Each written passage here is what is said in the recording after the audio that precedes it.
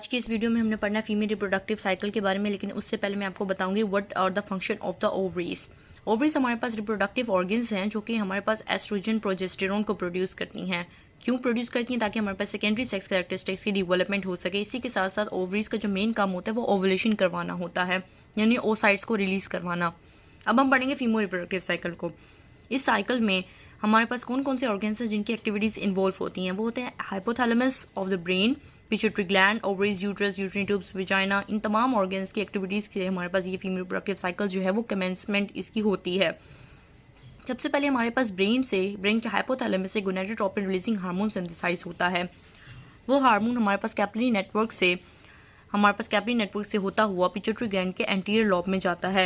यानी हमारे पास hypothalamus of the brain produce करता है गोनाडोट्रोपिन रिलीजिंग हार्मोन को, और वो कैपिलरी नेटवर्क से हमारे पास anterior lobe of the pituitary gland तक पहुंच जाता है। उस कैपिलरी नेटवर्क का नाम होता है पोर्टल हाइपोफिजियल सर्कुलेशन। अब ये हार्मोन हमारे पास जाके एक्ट करता है ओवरीज पर। ओवरीज पे एक्ट करेगा और एफएसएच को रिलीज करवाएगा और एलएच को रिलीज करवाएगा। एफएसएच के दो काम होते हैं। सबसे पहले एफएसएच का काम होता है डेवलपमेंट ऑफ द फॉलिकल्स। मैंने आपको पहले पिछली वीडियो में बताया था कि हमारे पास फॉलिकुलर डेवलपमेंट जो स्टार्ट होती है वो प्यूबर्टी पर स्टार्ट होती है, और वो किसके अंडर स्टार्ट होती है? वो एफएसएच स्टार्ट करवाता है development of the ovarian follicles को। इसी के साथ साथ एफएसएच जो है हमारे पास एस्ट्रोजन को भी रिलीज करवाता है। जो फॉलिकुलर सेल्स डेवलप मैच्योर हो रहे होते हैं उनसे एस्ट्रोजन भी रिलीज करवाता है। एलएच का क्या काम होता है? एलएच हमारे पास ट्रिगर है ओवुलेशन के लिए, यानी ovulation release of secondary oocyte जो हमारे पास एलएच करवाएगा, और साथ ही साथ फॉलिकुलर सेल से प्रोजेस्टेरोन रिलीज करवाना भी एलएच का काम है, और कॉर्पस ल्यूटियम को फॉर्म करना भी एलएच का काम है। यानी एफएसएच के भी दो काम है, एलएच के भी दो काम है। FSH development of the ovarian follicles plus development वो production of oestrogen, LH development of corpus luteum plus production of the progesterone. अब हम पढ़ेंगे अपने डेवलपमेंट ऑफ द फॉलिकल्स को। डेवलपमेंट ऑफ द फॉलिकल्स मैंने आपको पिछली वीडियो में बताया कि प्यूबर्टी से पहले हमारे पास प्राइमोरियल फॉलिकल होता है। प्राइमोरियल फॉलिकल से प्राइमरी फॉलिकल बना, और प्राइमरी फॉलिकल की मजीद जो डेवलपमेंट है वो हमारे पास प्यूबर्टी पर स्टार्ट होगी। प्यूबर्टी पर हमारे पास एफएसएच के अंडर जो है ये फॉलिकुलर डेवलपमेंट स्टार्ट होती है। एफएसएच स्टार्ट करवाता है, लेकिन फाइनल स्टेजेस में एलएच का भी रोल होता है। याद रखिएगा, फॉलिकुलर डेवलपमेंट स्टार्ट हमारे पास एफएसएच करवाएगा, लेकिन फाइनल स्टेजेस ऑफ मैच्योरेशन में एलएच भी हमें चाहिए होगा। फॉलिकुलर डेवलपमेंट को पढ़ते हैं। मैंने आपको बताया था कि प्यूबर्टी से पहले प्राइमरी फॉलिकल होता है। प्यूबर्टी पर प्राइमरी फॉलिकल की मैच्योरेशन होती है जो एफएसएच के अंडर होगी। अब मैं दोबारा के बारे में बताती हूँ कि हमारे पास क्या होता है, प्राइमरी फॉलिकल की मैच्योरेशन कैसे होती है। सबसे पहले हमारे पास था प्राइमरी ओसाइट। प्राइमरी ओसाइट के इर्द गिर्द हमारे पास फॉलिकुलर सेल्स आ गए थे, जिससे उसका नाम बन गया था प्राइमोडियल फॉलिकल।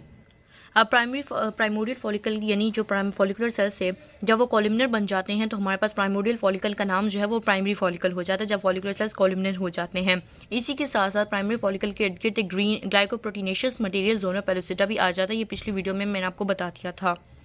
अब प्यूबर्टी पर हमारे पास प्राइमरी फॉलिकल की मैच्योरेशन होगी। मैच्योरेशन से क्या होगा हमारे पास कि हमारे पास एक कनेक्टिव टिश्यू सेल्स आ जाएंगे जिन्हें हम थीका फॉलिकुलाई कहते हैं। कनेक्टिव टिश्यू सेल्स का क्या नाम होता है? थीका फॉलिकुलाई। कनेक्टिव टिश्यू सेल्स जो हैं वो कैप्सूल ऑर्गेनाइज करेंगे, और कैप्सूल वो जो बनती है उसे हम थीका फॉलिकुलाई कहते हैं। यानी सबसे पहले हमारे पास सब प्राइमरी ओसाइट के इर्द फॉलिकुलर सेल्स आ गए, उन्होंने प्राइमोडियल फॉलिकल बना दिया। हमने इस प्राइमरी ओसाइट को फिर प्राइमोडियल फॉलिकल कहते हैं।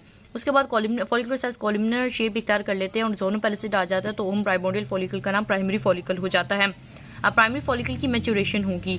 मैच्योरेशन कैसे होगी? वो साइज में इंक्रीज करेगा, प्राइमरी फॉलिकल यानी प्राइमरी ओसाइट साइज में इंक्रीज करेगा, और जो हमारे पास कनेक्टिव टिश्यू सेल्स आ जाते हैं इसके इर्द गिर्द जो कि कैप्सूल लेयर इख्तियार कर लेते हैं, जिसे हम थीका फॉलिकुलाई कहते हैं। अब थीका फॉलिकुलाई बन गया। थीका फॉलिकुलाई जल्द ही टू लेयर्स में डिफ्रेंशिएट हो जाता है, जिसे हम थीका एक्सटर्ना और थीका इंटरना कहते हैं। जो थीका इंटरना होती है वो एक वस्कुलर लेयर होती है, जो थीका एक्सटर्ना होती है वो एक कैप्सूल लाइक लेयर होती है। थीका इंटरना वस्कुलर लेयर कैसे बनती है? दरअसल हमारे पास थीका फॉलिकुलाई के अंदर जो थीका सेल्स होते हैं वो एंजियोजेनेसिस फैक्टर प्रोड्यूस करते हैं। वो angiogenesis factor blood vessels promote करवाता है थीका इंटरना के अंदर। अब थीका इंटरना के अंदर जो ब्लड वेसल्स होती हैं वो हमारे पास फॉलिकुलर सेल्स यानी फॉलिकुलर डेवलपमेंट के लिए हमें न्यूट्रिटिव सपोर्ट चाहिए होती है, वो प्रोवाइड करती हैं। यानी थीका फॉलिकुलाई की टू लेयर्स होती हैं, theca interna, theca externa. Theca interna जो होती है वो ब्लड वेसल्स के उसके अंदर बनती हैं, और वो न्यूट्रिटिव सपोर्ट प्रोवाइड करती हैं इस तमाम फॉलिकुलर डेवलपमेंट के लिए। ये जो ग्रीन में मैंने शो किया हुआ है ये ज़ोनर पेलोसिटा को शो किया हुआ है। ये जो हमारे पास इर्द गिर्द इसके हैं वो फॉलिकुलर सेल्स हैं जो कॉलमनर सेल्स बन गई, कॉलमनर सेल्स हैं, और इसके इर्द गिर्द जो कि मैंने ये शो किया थीका फॉलिकुलाई है। यानी सबसे अंदर प्राइमरी ओसाइट है, प्राइमरी ओसाइट, इसके इर्द गिर्द ज़ोनर पेलोसिटा, इसके इर्द गिर्द follicular cells, columnar follicular cells, और इसके इर्द गिर्द theca folliculi which is a connective tissue layer. उसके बाद हमारे पास क्या होता है मजीद मेचुरेशन होती है तो फ्लूइड फिल्ड स्पेसेस हमारे पास फॉलिकुलर सेल्स के अंदर बनना शुरू हो जाती हैं। ये फ्लूइड फिल्ड स्पेसेस जब आपस में क्वाइल्स करती हैं, फ्यूज करती हैं, तो एक सिंगल लार्ज कैविटी एंट्रम बना देती हैं।